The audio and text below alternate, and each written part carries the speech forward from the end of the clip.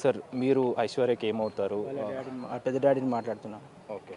Sir మీకు సంబంధించి అంటే ఎప్పుడు మీకు సమాచారం అందింది? ఈ ఘటన ఎప్పుడు జరిగింది? మీరేం చెప్తారు? 7:00 అయింది పొద్దున. ఓకే. ఎలా జరిగింది సార్?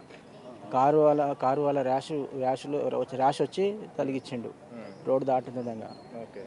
ఆడ ఎక్కడికి వెళ్తున్నారు? వీళ్ళు ఎక్కడికి వెళ్తున్నారు ఆ టైంలో? కాలేజీకి వెళ్దామని రెడీ అయ్యి బయలుదేరారు అనమాట. ఇట్లా రోడ్డు దాటుతుండగా వచ్చి తలిగిచ్చిండు ఓకే. కారు. కారు చాలా స్పీడ్లో ఉన్నాడు. ఓకే. అది ఓకే. ఆడు కనీసం బండి ఆపి కూడా చూడలేడు, అట్లనే వెళ్ళిపోయిండు. ఓకే. అది ఇప్పుడు చికిత్స పొందుతున్న ఎవరైతే ఉన్నారో ఆయనకు సంబంధించి ఎలా ఉంది? ఆయన పరిస్థితి ఎలా ఉంది? మా తమ్మునికి కాలుకు దెబ్బ తగిలింది బాగానే. ఆపరేషన్ చేయాలన్నారు. ట్రీట్మెంట్ నడుస్తుంది.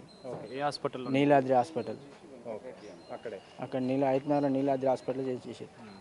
ఫస్ట్ సన్ రైజ్ పోయారు, సన్ రైజ్కి వెళ్ళి నీలాద్రికి పంపించారు. నీలాద్రిలో చేపిస్తారు ఇప్పుడు ఆపరేషన్.